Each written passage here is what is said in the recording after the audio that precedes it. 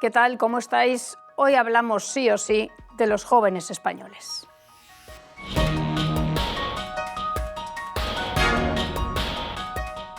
¿Qué tal? Bienvenidos a la pizarra de Domingo Soriano. ¿Qué tal, Domingo? ¿Qué tal, Richard? Pues nada, vamos a ver cómo están nuestros jóvenes. Sí, estamos empeñados en este otoño. Yo creo que Son demasiado conformistas, ¿no lo crees? Bueno, eso luego hablaremos, luego también. Hay algún punto ahí para echarles un poquito la bronca, pero en general yo creo que el gran reto que tiene España es ofrecer a sus jóvenes, especialmente a los jóvenes más cualificados, con más empuje, con más ganas, un entorno mucho más amigable y que cubra mucho más sus ambiciones, que les dé la sensación de que pueden cumplir con esas ambiciones del que ahora mismo les ponemos por delante. Y estos jóvenes tan preparados, que saben de todo, ¿cómo es posible que se traguen estas milongas que nos vende el gobierno? Sí, eso también deberíamos preguntárnoslo, porque es verdad que muchas de las cosas que nos dicen en el gobierno hay jóvenes que dicen, pues sí, es verdad, y a lo mejor el primer paso que deberían dar es retar o cuestionar muchas de las cosas. El mundo, ya que se cuestionan todo, a los padres lo primero, ¿verdad? Pues fíjate lo que nos dice la ministra, Elma Saiz. Vamos dice con las milongas, que tranquilos los jóvenes. Porque los jóvenes que nos escuchan tienen que saber que no solamente garantizamos el gasto en pensiones revalorizando a las personas que llevan toda la vida aportando, porque que haya muchos pensionistas quiere decir que ha habido muchos trabajadores y eso es una buena noticia. Lo que también estamos haciendo son políticas que van directamente a los jóvenes y que están dando resultado, que tienen la temporalidad más baja de la serie histórica, que sus salarios están subiendo un 10% por encima de los demás, los menores de 30, que los contratos son indefinidos, que hoy España es un país de oportunidades. Pues de eso vamos a hablar hoy. España y sus jóvenes, hemos dicho, una crisis eterna. Porque es verdad, fíjate, tomamos otra vez como excusa, por segunda vez, este informe del Instituto Juan de Mariana, que nuestro amigo Diego Sánchez de la Cruz lideró sobre brecha generacional. Pero hoy nos vamos a centrar casi exclusivamente en la situación de los jóvenes españoles, de los menores de 35, de 30 a 35 años. Que se creen que se soluciona su vida con una medida, una iniciativa de un político. Bueno, y hay muchos que no. Yo creo que hay muchos que ya hace mucho tiempo dicen esto no me lo va a resolver la política. Pues bien, fíjate, a mí esto me parece muy significativo y yo creo que siempre que hablemos de esto, incluso de esos jóvenes en ocasiones desesperanzados, incluso que tienen visiones políticas muy diferentes a las nuestras y que dicen es que estoy harto, no todo funciona y que escogen opciones políticas que a nosotros nos puedan parecer disparatadas, hay un punto de lógica en ese pensamiento y es por esto. Este gráfico yo se lo enseño mucho a mis alumnos, compañeros jóvenes que te preguntan ¿pero qué está pasando? Porque me parece muy significativo. Fíjate, aquí ponemos las dos Españas.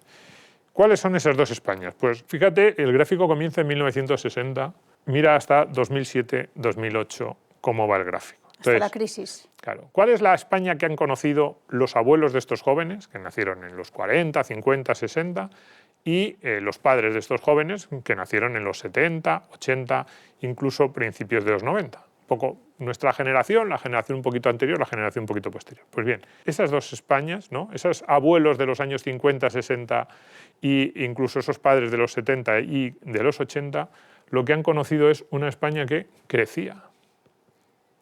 Había momentos, pues en los 80, recuerdas, hubo un par de momentos complicados, en los 90 hubo otro momento, entre el 93 y 95 muy difícil, pero la tendencia general, tú lo que veías en tu vida era que al país le iba cada vez mejor. Y es verdad, desde los planes de estabilización de finales de los 50, España empezó a crecer. Primero ese milagro español y luego pues fue bastante consistente. Sí. Entonces, es lógico que nosotros, yo nací a mediados de los 70, tengamos una visión relativamente optimista, porque es lo que hemos ido viendo a lo largo de nuestra vida y sobre todo en nuestra primera juventud. Fíjate aquí. A partir del año 2008 es que han pasado ya casi 2 décadas. No es un poquito, no es una crisis, no es un bache como en los 80 y a mediados de los 90, no, han pasado 2 décadas y lo que ven esos jóvenes es estancamiento. Esto es PIB per cápita. Sí, una forma de vivir que consiste en estar estancado, en que no hay esperanza. Esa es la economía española de los últimos 20 años. Entonces, esto ya es lógico. Cuando lo que tú has visto es un país, tú has conocido este país. Sí. Claro, tú has nacido en el año 90, llegas a los 18 años en el año 2008 con la crisis. ¿Y qué es conocido de país? Tu vida adulta, ¿en qué ha consistido? Ha consistido en esto. Ya. Es un drama. Y claro, luego le decimos a ese joven, no, pero seguro que tienes muchas oportunidades. Y el joven te dirá, ¿pero qué me estás contando? Tú sabes el país que yo he conocido. Nosotros cuando éramos jóvenes conocíamos este país, Claro. y los de las generaciones anteriores, pues todavía más.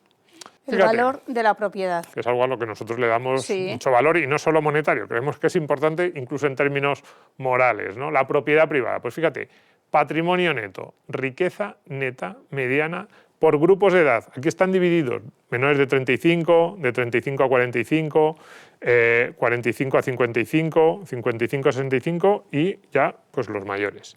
Y cada uno de ellos ves que tiene dos barras, Sí. azul y amarilla. Pues la azul es qué patrimonio tenía el individuo que estaba en la mediana de ese grupo en el año 2002, y la amarilla es qué patrimonio tiene ese mismo individuo en 2022. Bueno, no será el mismo individuo, habrá cambiado de los que estén en la media, pero ¿cuánto tenían, qué patrimonio acumulaban los españoles en función de su edad? Pues Sí, fíjate, los jóvenes, y no solo los jóvenes, los menores de 35, hasta los 55 años, los españoles tienen ahora un patrimonio inferior al que tenían en 2022. Y, a cambio, los mayores de 55, esos colectivos han visto cómo su patrimonio se incrementaba. Fíjate lo que tenían en 2002, la barra azul, y lo que tienen o lo que tenían en 2022. Claro, este gráfico lo que nos dice es que los mayores de 55 años en España, cuando tenían 30 y 40 años, podían acceder a determinadas propiedades, que básicamente era inmobiliario, que ahora esas propiedades han ido subiendo de valor y les permiten tener estos patrimonios bastante importantes. En comparativa europea no están nada mal. Y sin embargo, ese acceso a esas propiedades, a ese patrimonio, a ese ahorro, ahora para los jóvenes no llega. O sea, un poco simplificando mucho en un tópico que oímos muchos estos días es: mi padre se pudo comprar una casa con 30 años y yo ahora es imposible que lo haga. Sí, este inicio. Eso es. Pues eso es lo que nos quiere decir este gráfico. Antes tenían unas posibilidades y bueno, han ido trayendo, según se han ido envejeciendo, ese patrimonio lo han ido manteniendo, y esa oportunidad los jóvenes cada vez la tienen menos, es más complicado. ¿Por qué? Pues fíjate, salarios reales 1994-2024. Fíjate que ahí ampliamos incluso la foto. Cómo han evolucionado los salarios reales en España en los últimos 30 años. Y esto es dramático. Apenas han subido. De hecho, esa barra es más grande de lo que debería ser. Lo que pasa es que si lo hubiéramos puesto como No tenía se que ser, vería. es que apenas se veía, porque era como la de Italia, que es ahí un puntito, y entonces dijimos, bueno, aunque no sea menos exacto matemáticamente, pero desde el punto de vista gráfico se ve así un poco mejor. Es un 3%. Salarios reales, lo que ha subido desde 1994 a 2024. Y esto no es que se haya producido de forma equilibrada, porque hasta la crisis sí que fueron subiendo, desde la crisis se han estancado y, cuidado, se han estancado los salarios medios desde la crisis, pero esto sobre todo ha sido porque los salarios de los que van llegando al mercado laboral van incluso a la baja en muchos colectivos. Lo decimos en la última pizarra, para jóvenes, personal no cualificado, gente que tiene contratos de corta duración o contratos a tiempo parcial, los salarios ahora son inferiores a los que se cobraban en 2004, 2005, 2006 en España. Mientras que aquellos que tienen empleo fijo, esos no han sufrido tanto este fenómeno. Entonces, claro, ¿qué patrimonio va a acumular quien tiene unos salarios estancados en mitad de los 90 o principios de los 2000? Es imposible. Y luego una queja que tú haces a veces, te lo tengo que decir, Richard, es que luego se lo gastan todo en conciertos. Entradas de conciertos a 200 euros. Eso es, y en Netflix. Pues bien, fíjate, consumo por hogar. Sí. Cogemos el año 2006 como año de inicio y los tres tipos de hogares los ponemos en 100 y decimos cómo ha evolucionado el consumo en función de cuál es el proveedor principal de ese hogar, en la edad, ¿no? Pues fíjate, el conjunto de los hogares españoles es en azul, Vale. que ahora mismo están gastando menos. El consumo por hogar del hogar medio español está por debajo del consumo que había antes de la crisis de 2008. La raya verde es el consumo por hogar en el que el principal sustentador de ese hogar es mayor de 65 años. Está por encima de ese nivel. Tampoco mucho, tampoco para tirar cohetes, pero por encima. Y fíjate en la raya amarilla, que es cómo es el consumo por hogar ahora frente a 2006 de los hogares de menores de 35 años. Es brutal. La foto conjunta, la que nos muestra ese informe, todos los gráficos, por cierto, los tomamos del informe del Instituto Juan de Mariano. Lo que nos muestra la foto es un país en el que es lógico que muchos jóvenes, y ya no tan jóvenes, porque van cumpliendo años, digan qué opciones tengo, qué opciones me está dando esta economía. Pues según este gobierno está bien que las pensiones además sean más altas porque así ayudan a sus nietos. Que es otro de los argumentos que han dado. Esto se ha llegado a decir, sí. Impresionante. Eso es bastante desquiciante, sí. Sí, sí. No pasa nada porque cobren poco los jóvenes porque ya les ayudan sus abuelos. Claro, 1985-2000, una generación perdida. Claro. Para los nacidos en esos años, esos son los que yo digo que se han encontrado un país extraordinariamente complicado en el que meterse en el mercado laboral, en el que comenzar los proyectos de futuro. Tú fíjate, alguien que hubiese nacido en el 85, que llegó al año 2008 con 23 años, justo estaba pues, terminando los estudios, dando sus primeros pasos y le pilló la crisis y ya todos los que han ido posteriormente sumándose a ese mercado laboral se han encontrado ese país estancado que veíamos en el primer gráfico y es muy duro.